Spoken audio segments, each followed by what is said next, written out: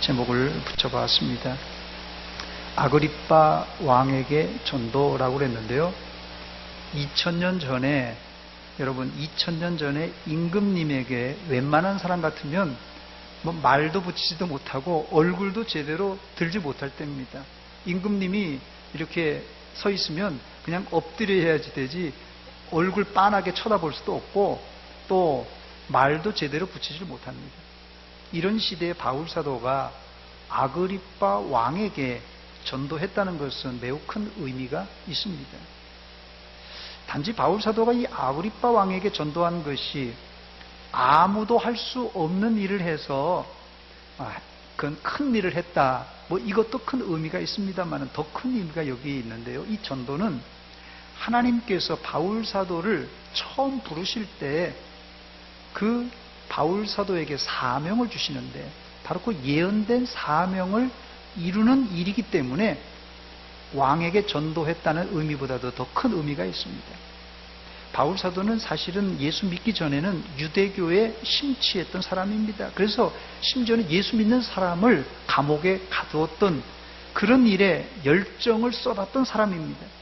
그런데 이런 핍박이 예루살렘에서 계속 지속적으로 되자 예루살렘에 예수 믿는 사람들이 다 뿔뿔이 흩어져서 여러 나라로 흩어지게 됩니다. 그런데 그 중에 많은 숫자가 이 다메섹이라는 당시 이 아람 나라의 수도였던 이 다메섹으로 도망가게 됩니다. 이 다메섹이 지금은 이 시리아의 수도로 다마스커스로 우리 더 잘 알려진 도시입니다. 이 다마스커스 도시인데요. 그런데 사람들이, 예수 믿는 사람들이 이 다마스커스, 이 다메섹으로 도망갔다는 이 정보를 바울이 빨리 캐치를 하고는 이제 다메섹으로 가서 예수 믿는 사람을 잡아오려고 대제사장의 공문을 가지고 이제 가던 길에 바울은 하늘로부터 환한 빛이 그에게 비추어서 이제 그 즉시 눈이 멀어버립니다. 그 일을 통하여서 이 환한 빛 가운데 나타나신 예수 그리스도를 영접하게 됩니다. 그런데 문제는 이 너무 강렬한 빛이 눈에 비치는 바람에 이 사흘 동안이나 눈을 보지를 못합니다. 식음을 전폐하면서 눈이 보이지 않자 식음을 전폐하며 금식하며 기도했습니다. 이때 하나님은 이 다메섹에 살고 있었던 이 아나니아라는 선지자를 통하여서 이 바울에게 가서 안수해서 눈을 뜨게 하라 이렇게 말합니다. 근데 아나니아가 아이고 하나님, 소문을 듣자 하니까 이 바울이라는 청년이 와서 예수 믿는 사람을 잡아 죽이려고 하는데 내가 어떻게 그 친구한테 갈 수 있겠습니까? 갈 수 없다고 처음에 얘기했습니다. 이때 하나님께서 이 아나니아 선지자에게 들려주신 말씀이 있습니다. 사도행전 9장 15절에 보니까 주께서 이르시되 가라, 이 사람은 내 이름을 이방인과 임금들과 이스라엘 자손들에게 전하기 위하여 택한 나의 그릇이라고 이렇게 말씀했어요. 이 말을 듣고 이 아나니아는 바울에게 가서 안수 기도를 했을 때 이 바울의 눈에서 이제 비늘 같은 것이 떨어지면서 눈이 보이기 시작했습니다. 제가 사진을 한 장 준비했습니다. 사진 한번 저게 좀 약간 찌그러졌는데요. 지금 아나니아가 이 사울에게 안수하는 장면입니다. 그래서 눈이 열려지는 장면인데 저게 1719년 잔 레스타우트라는 사람이 그린 그림인데 이 프랑스 루브르 박물관에 소장된 그림입니다. 예, 됐습니다. 하나님이 바울 사도에게만 이방인과 임금들과 이스라엘 자손들에게 복음을 전하라고 부르신 것이 아니라 이것은 예수 믿는 우리 모든 성도들에게 주신 공통 사명입니다. 그렇습니다. 이 복음 전파는 바울이나 특별한 사도에게만 주신 명령이 아니라 우리 모두에게 주신 공통 사명입니다. 그런데 특별히 이 바울 사도에게는 세 가지 종류의 사람에게 복음을 전하라고 그랬는데 이방인, 그 다음에 임금들, 그리고 이스라엘 백성들, 이 세 사람을 아예 딱 사명에다가 처음 부르실 때 지정을 해주셨어요. 놀라운 사실은 하나님께서는 바울 사도가 가이사랴, 이 가이사랴의 감옥에 2년 동안 구류당합니다. 뭐 죄도 없는데 구류당해요. 근데 2년 동안 감옥에 있으면서 이 세 종류 사람들에게 다 복음을 전해요. 신기한 것은 두 사람의 로마 총독입니다. 벨릭스와 베스도라는 총독, 이 로마 사람이에요. 이방인들에게 복음을 전했어요. 감옥에서. 그 다음에 누구에게? 오늘 본문에 나오는 사람이 아그리빠 왕인데 아그리빠 임금에게 복음을 전합니다. 임금들에게 복음을 전합니다. 그 다음에 또 누구에게요? 또 유대인들에게, 이스라엘 백성들에게 전한다고 그랬거든요. 대제사장들과 제사장들, 그리고 바울을 고발했던 사람들이 다 유대인들이에요. 바로 이 세 종류 사람들에게 감옥에서 복음을 전했던 것입니다. 하나님께서 바울을 처음 부르실 때 하셨던 예언이 그대로 다 들어맞은 것입니다. 자, 첫 번째, 그렇다면 오늘 본문의 바울 사도는 아그리빠 왕에게 복음을 전했는데 이 아그리빠 왕은 누굽니까? 본문 13절에 보니까 왕이여 이렇게 시작하는데 이 왕이 아그리빠 왕입니다. 19절에도 아그리빠 왕이여 이런 말이 나오는데요. 13절, 19절에 왕이여 혹은 아그리빠 왕이여 이렇게 말하는데요. 여기 바울 사도가 재판장을 향해서 왕이여 부르고 있는데 이 왕이 아그리빠 왕인데 아그리빠 왕의 정확한 이름은 헤롯 아그리빠 2세라고 합니다. 헤롯 아그리빠 2세. 이 헤롯 아그리빠 2세라는 말은 1세, 2세, 그 외국 사람들의 이름은 1세, 2세, 3세 뭐 이렇게 붙입니다. 뭐 심지어는 7세, 8세까지도 다 있는데요.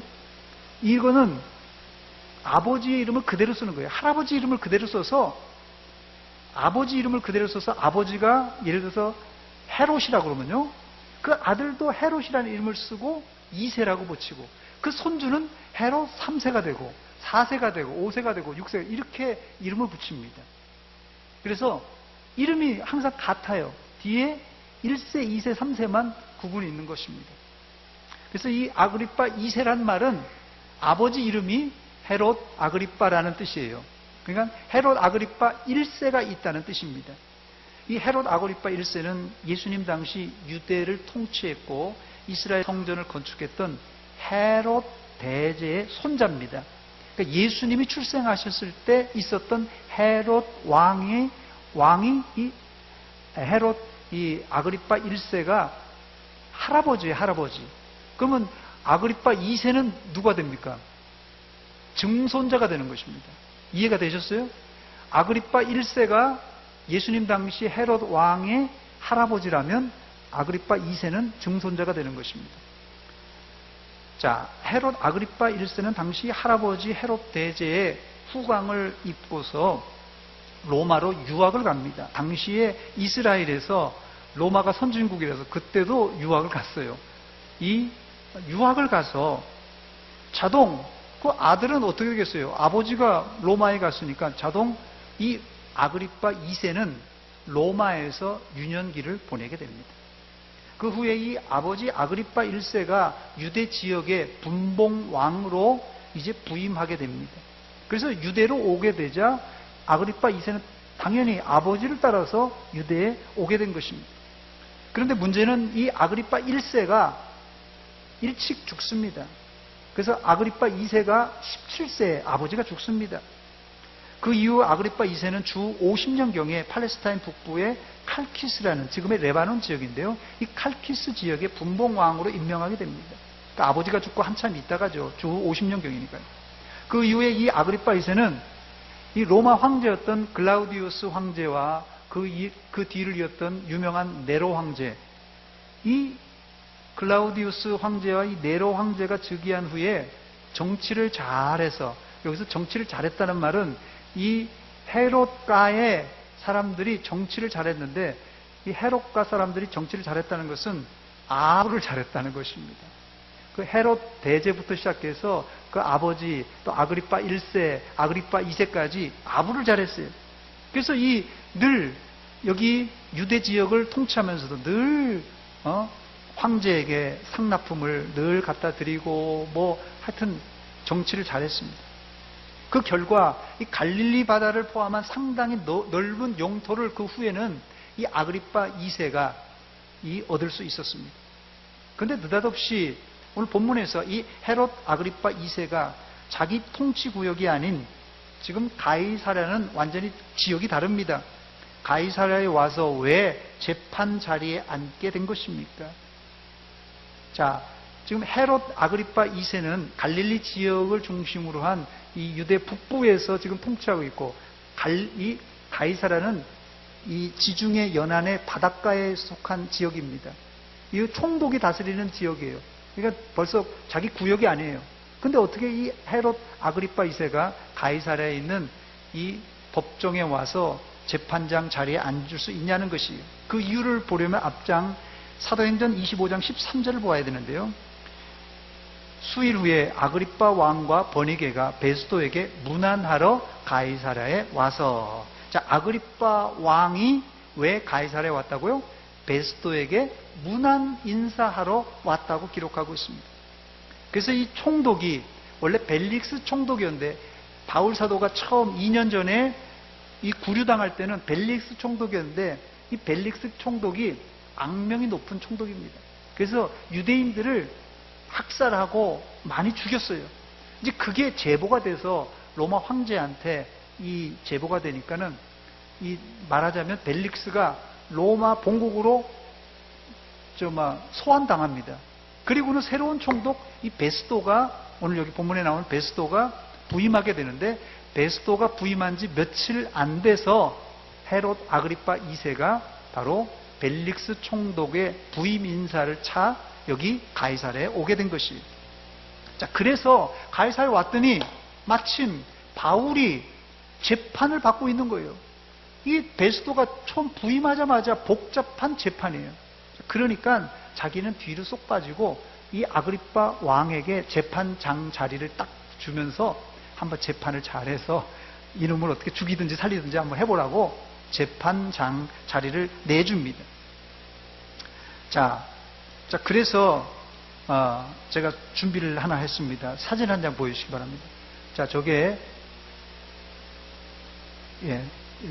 1875년인데 875년으로 되어 있네요. 1875년 우크라이나 화가 니콜라이 보다레브스키가 그린 상상화입니다. 상상. 이 성경을 보고 상상해서 그린 거예요. 저 가운데 빨간 자색 옷을 입고 딱 기대에 앉은 사람이 아그리파 2세입니다. 헤롯 아그리파 2세. 그 옆에 치마, 화려한 치마를 입은 저게 버니게, 부인 버니게입니다. 버니게가 아주 유명한 여자입니다. 이 버니게가 누구냐면 바로 이 헤롯 아그리파 2세의 사실은 누이 동생이에요. 그 누이 동생인데 부인이라고 그래요. 그러니까 어떻게 됩니까? 근친상간입니다. 여기는. 그래서 이 헤롯 아그리파 2세가 사실 유대인들에게 비토를 당합니다. 별로 인기가 없었어요. 왜냐하면 이게 유대인들은 사실 근친상간을 안 하게 돼 있는데 왕궁에서 이런 일이 벌어지니까. 그런데 이 버니게가 사실 근친상간한 것도 문제지만 벌써 이 오빠에게 시집 오기 전에 벌써 2번 이혼당한 경력이 있고, 나중에는 모르겠어요. 오빠하고 결별이 되는지 이 로마 디도 황제의 이 첩이 됩니다. 자, 그러니까 이 버니게도 아주 파란만장한 여인이에요. 그리고 이 아그리파 왕 바로 옆에 이렇게 내다보면서 보는 제 오른쪽이죠. 자, 오른쪽에, 자, 저게 이제 베스도 총독입니다. 왼편입니까? 오른쪽입니까? 예, 베스도 총독. 제가 볼 때는 여기 왼쪽인데, 여기는 오른쪽이죠? 예, 오른쪽, 이쪽이. 자, 베스도 총독이 아주 탁 쳐다보는 거예요. 바울을 지금 딱 쳐다보고 있죠? 의미심장하게 보고 있습니다. 바울 사도에게 무슨 죄라도 있는가 하고 지금 쳐다보고 있어요. 그리고는 바울 사도가 지금 서서 재판정 중앙에서 바울 사도가 자신의 무죄를 변호하고 있습니다. 지금 바울 사도는 자신의 죄가 없다는 무죄를 이제 변호하는 게 문제가 아니라, 바울 사도는 이들에게 아그리파 왕 2세, 그 다음에 로마 총독 베스도, 그리고 왕후였던 버니게, 그 외에 여기 지금 다 고발하는 유대인들입니다. 이들에게 지금 자기의 무죄를 주장하는 것보다도 더 중요한 말을 하는데 바로 복음을 전하고 있습니다. 그런데 여러분, 이 화면을 좀 잘 보시기 바랍니다. 잘 보이는지 모르겠는데요. 잘 보면은 바울 사도는 진지하게 지금 오른손을 제시하면서 왕을 향하여서 이 하나님의 복음을 전하는데 지금 베스토 총독은 바울을 향하여서 무슨 죄가 없는가 이렇게 쳐다보는 거고, 다른 사람들은 약간 고개가 조금 약간 삐딱하게 되어 있습니다. 그냥 별로 바울 사도의 얘기에 그렇게 시큰둥한 그런 자세로 지금 이 화면이 되어 있습니다. 별로 신통치가 않아요, 반응이. 자, 두 번째, 아그리빠 왕에게 변호했던, 그럼 바울 사도가 저 앞에 서서 뭐라고 좀 변론하고 있습니까? 두 번째, 그 내용이 본문 2절로 23절까지 아주 긴 내용입니다. 이 구절은 바울 사도의 변론이라기보다는 한편의 설교라고 해야 맞습니다. 자신의 이야기가 녹아있는 간증 설교입니다. 이 아그리빠 왕 앞에서 하는 이 간증 설교는 바울 사도가 어디를 가든지 하는 아주 단골 간증 설교입니다. 저도 제 개인적인 이 구원받은 스토리를 가끔씩 이야기하는데요, 설교할 때마다. 이런 경험은 제가 아마 죽을 때까지 잊지 못하고 제가 한 체험이라서 아마 반복해서 또 할 겁니다. 여러분 각자에게도 이런 내가 처음 예수 믿을 때 그런 감격과 그런 구원에 대한 간증이 있을 겁니다. 예수 믿는 사람이라면 어디를 가든지 누구를 만나든지 내가 만난 예수를 전할 수 있어야 됩니다. 바울 사도는 이런 간증 설교가 늘 준비되어 있었어요. 베드로 사도도 이런 이야기를 한 적이 있는데, 베드로전서 3장 15절입니다. 너희 마음에 그리스도를 주로 삼아 거룩하게 하고 너희 속에 있는 소망에 관한 이유를 묻는 자에게는 대답할 것을 항상 준비하되 온유와 두려움으로 하라고 말합니다. 예수 믿는 사람들은 항상 복음을 전할 준비가 되어 있어야 된다는 말입니다. 군대 가면은 상관이 아랫사람을 지목을 하든지 눈만 마주쳐도 아랫사람들은 이 관등 성명을 딱 대야 됩니다. 지나가다가 그냥 툭 쳐도 관등 성명이 나와야 됩니다. 그런데 이런 태도는 이 군대에서 말입니다. 굉장히 중요한 건데, 상관에 대한 절대 복종과 함께 유사시에 신속한 작전을 펼치기 위해서 이런 자기의 정체성을 바로바로 대는 것입니다. 예수 믿는 사람들도 복음이 필요한 곳에 가면은 주저함 없이 우리를 툭 치더라도 복음이 나와야지 정상입니다. 이번에 우리나라가 지금 월드컵에 나가서 고전하고 있는데, 사실 이번에 나간 축구 선수들이 대한민국에서는 국가대표들이에요. 대한민국에서는 축구를 제일 잘하는 사람이 나갔습니다. 이들이 월드컵을 위해서 평소에도 열심히 훈련을 잘했습니다. 그런데 어떻게 됐어요? 그런데 상대가 너무나 강력하다 보니까 아무리 평소에 잘 준비했어도 실력 발휘가 안 되는 것이, 우리가 평소에 전도하려고 준비를 잘 해놨어도 막상 예수 안 믿는 사람한테 가서 또 복음을 전할 장소 가서는 입도 뻥끗 못하고 그냥 나올 때가 많다는 것이에요. 왜? 이 마귀 사탄들이 말이에요. 예수 안 믿는 사람들이, 이 마귀 사탄들이 우리가 복음을 전하지 못하도록 강력하게 방어하고 못살게 구기 때문에 그렇습니다. 그런데 바울 사도는 이 재판 자리에서, 재판 자리가 얼마나 어렵습니까? 여러분, 어떤 사람은 경찰서에만 가더라도, 법원 앞에만 가더라도 벌벌 떠는 사람이 있는데, 그것도 아그리빠 왕 앞에, 총독 앞에 그냥 자기를 죽이려고 하는, 고소고발하는 유대인들과 이 대제사장 앞에 섰는데 안 떨리겠어요? 그런데 바울 사도는 아주 담대하게 그들을 향하여서 무죄를 선언할 뿐 아니라 복음을 증거했어요. 그렇습니다. 이렇게 강력한 마귀 사탄들이 막아섰지라도 바울 사도는 자신의 생명을 내걸고 그들 앞에서 복음을 전했어요. 자기의 생명을 내거는 마음으로 전도하지 않으면 이 복음이 먹히지를 않습니다, 여러분. 이렇게 생명 내걸고 전도했을 때 왕도, 총독도, 심지어 자신을 죽이려고 고발하는 유대인들도 바울 사도를 머리털럭 하나도 건들지 못했습니다. 지금 죽이려고 다 달려드는 거 아니겠어요?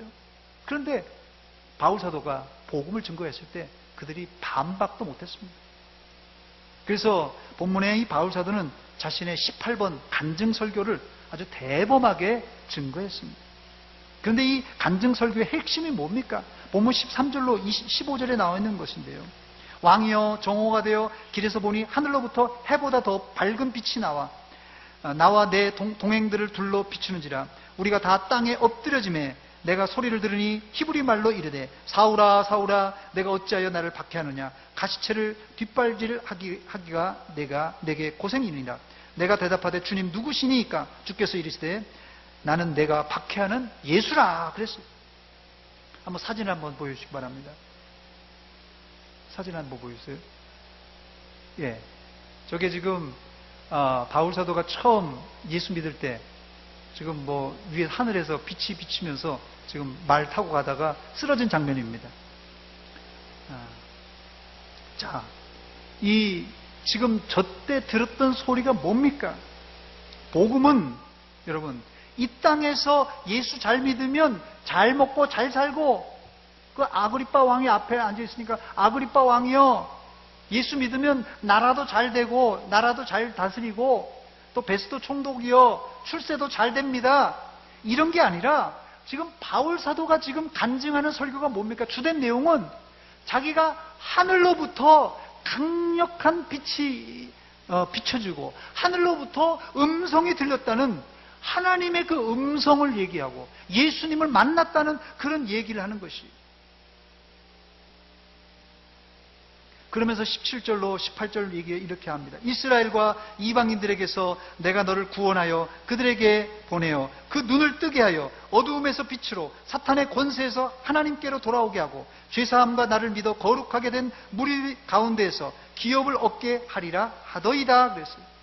이 말이 무슨 말입니까? 바로 재판자리에 참석한 모든 사람에게 한마디로 직격탄을 쏴버린 것이에요. 왕을 비롯한 총독 여러분, 당신들의 눈은 잠겨 있으니 영적인 눈을 뜨십시오. 그러면 어두움에서 빛으로 나오게 되고 사탄의 권세에서 하나님께로 돌아오게 될 것입니다. 더 나아가서 예수 믿을 때 죄사함과 하나님의 기업을 여러분들이 받게 될 것입니다. 이렇게 그들에게 선포했던 것입니다. 복음의 엑기스를 한마디로 가감없이 선포했어요. 그러면서 자신의 간증을 덧붙였어요. 나도 전에는 당신들처럼 예수님을 박해하고 대적했습니다. 그런데 오늘 본문 14절에 그 뭐라고 그랬어요? 가시체를 뒷발질하는 행동이라고 했어요. 내가 열심히 하나님 섬긴다고 그랬는데 그건 열심히 섬길수록 가시체를 뒷발질하고 있는 그런 꼴이었다는 것이에요. 여러분들도 이제 가시체를 뒷발질하다가 나처럼 가시에 찔려서 아프지 말고 어서 속히 하나님께 돌아오라고 했던 것이 이 바울 사도의 간증 설교의 핵심입니다. 마지막 세 번째로, 자 그렇다면 바울 사도는 지금 할 말을 다 했어요. 그 사람들한테 그냥 복음의 엑기스를 날렸습니다. 이 간증 설교에 대해서 그 자리에 재판 자리에 누가 앉아 있었습니까? 제일 중앙에는 아그리빠 왕이 앉아 있었고 옆에 버니게 부인이 앉아 있었고 그 다음에 베스도 총독이 앉아 있었고 그리고 자기를 고소 고발했던 대제사장들과 유대인들이 다 앉아 있었어요. 이들의 반응이 어떻습니까? 첫 번째 베스도 총독의 반응입니다. 본문 24절입니다. 바울이 이같이 변명하며 베스도가 크게 소리내어 이르되 바울아 네가 미쳤도다. 내 많은 학문이 너를 미치게 한다. 성질 급한 사람이 제일 먼저 반응하는 법입니다. 재판자리에 앉아 있었던 총독, 아까 바울 사도가 무슨 죄가 없는가 이렇게 쳐다봤던 그 총독 베스도가 제일 급했던 사람인 것 같아요. 뭐라고 합니까? 소리를 그냥 지르면서 바울아 네가 미쳤도다. 네 많은 학문이 너를 미치게 하도다 하면서 소리쳤습니다. 한마디로 얘기해서 네가 얘기하는 거 다 미친놈이 하는 소리다는 얘기예요. 너 귀신 신하라 까먹는 소리 하지 말고 지금 바울 사도가 얘기했던 것은 하늘에 대한 얘기였어요. 하늘에서 무슨 빛이 비쳤다는 둥, 하늘에서 무슨 소리가 났다는 둥, 대낮에 무슨 환한 빛이 보이고 대낮에 무슨 하늘에서 목소리가 들리느냐. 나는 네가 하는 얘기 미친 소리지 난 못 믿겠다. 이런 소리예요. 베스도 총독의 반응입니다. 한마디로 얘기해서 베스도 총독은 무신론자예요. 신을 못 믿겠다는 사람이에요. 두 번째 반응은 아그리빠 왕의 반응입니다. 본문 28절입니다. 아그리빠가 바울에게 이르되 내가 적은 말로 나를 권하여 그리스도인이 되게 하려 하는도다. 네가 적은 말로 나한테 전도하는데 이런 간증으로 나를 그리스도인 만들려고 하는데 그렇게 하지 말라 하면서 거부합니다. 복음을 거부해요. 앞에 베스도 총독이 했던 그 반응보다는 좀 약합니다. 사실은 아그리빠 왕은. 왜냐하면 이 베스도 총독은 로마인이잖아요. 그래서 이 유대의 상황을 잘 몰라요. 부임한 지 얼마 안 돼서. 그런데 이 아그리빠 왕은 그 상황을 잘 알고 있었기 때문에 그렇게 완전히 거부는 하지 못합니다. 그래서 여지를 좀 남겨둬요. 세 번째는 이 아그리빠의 부인 버니게와 거기에 배석한 사람들의 반응입니다. 보면 30절과 31절입니다. 왕과 총독과 버니게와 그 함께 앉은 사람이 다 일어나서 물러가 서로 말하되 이 사람은 사형이나 결박을 당할 만한 행위가 없다 하더라. 이들은 반박은 하지 않지만 냉정하게 법률적인 판단만 내리는데 무죄라고 판단합니다. 무죄라고 판단해요. 32절에 아그리빠 왕도 이 말을 지지합니다. 이에 아그리빠가 베스도에게 이르되 이 사람이 만일 가이사에게 상소하지 않았더라면 석방할 수 있을 뻔하였다. 이렇게 얘기합니다. 자, 그러니까 사실은 거기 배석한 사람들이 다 바울 사도가 뭐 사형이나 무슨 죄가 없다 이렇게 얘기한 것입니다. 이 이야기를 들은 바울 사도의 반응입니다. 본문 29절입니다. 바울이 이르되 말이 적으나 많으나 당신뿐 아니라 오늘 내 말을 듣는 모든 사람도 다 이렇게 결박된 것 외에 나와 같이 되기를 하나님께 원하나이다 했습니다.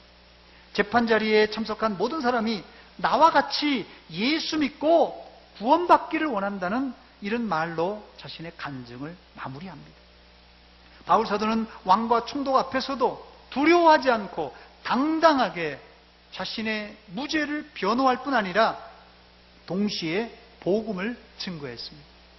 사실 재판정에서 주인공은 재판장이에요. 재판장으로 앉았던 아그리빠 왕이 재판 자리에서 주인공입니다. 아니면 그 옆에 있었던 베스도 총독이 이 재판 자리의 주인공입니다. 그런데 여기서 보면 이 주인공은 죄인이었던 바울 사도가 주인공으로 등장합니다. 어떻게 이런 일이 벌어진 것입니까? 첫째는 바울 사도는 재판 자리에 앉았지만 털어도 먼지 안 나는 사람이었습니다. 털어도 먼지 안 나는 사람이었어요. 두 번째는 바울 사도는 왕과 총독 앞에서도 뭐 변명하기로 급급하지 않고 하나님의 복음을 전하는 하나님의 사자로 서 있었습니다. 그래서 비록 그 자리에서 죄인의 신분이지만 바울 사도가 그 재판 자리에 주인공이 될 수 있었던 것입니다. 이제 말씀을 마칩니다.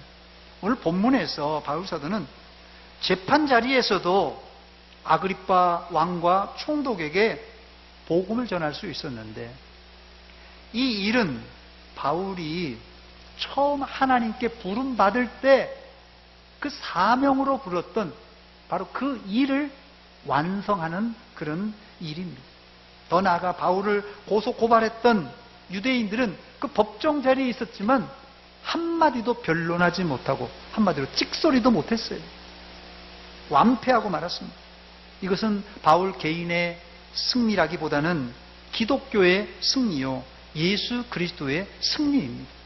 여러분들은 어디를 가든지 주눅들지 말고 복음을 전할 준비를 늘 하시고 복음을 당당하게 증거하는 전도인들이 다 되시기를 주의 이름으로 축원합니다.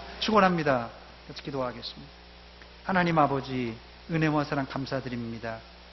많은 사람들이 바울을 죽이려고 감옥에 집어넣고 고소하고 고발하고 재판 자리에 집어넣었지만 바울은 털어도 먼지가 나지 않았고 오히려 그가 변론하며 또한 복음을 증거하는 자리가 되었습니다. 하나님 아버지, 우리가 어딜 가든지 윤리 도덕적으로도 깨끗할 뿐 아니라 복음을 증거하는 증인들이 다 되게 하여 주시옵소서. 예수님의 이름으로 기도하옵나이다. 아멘.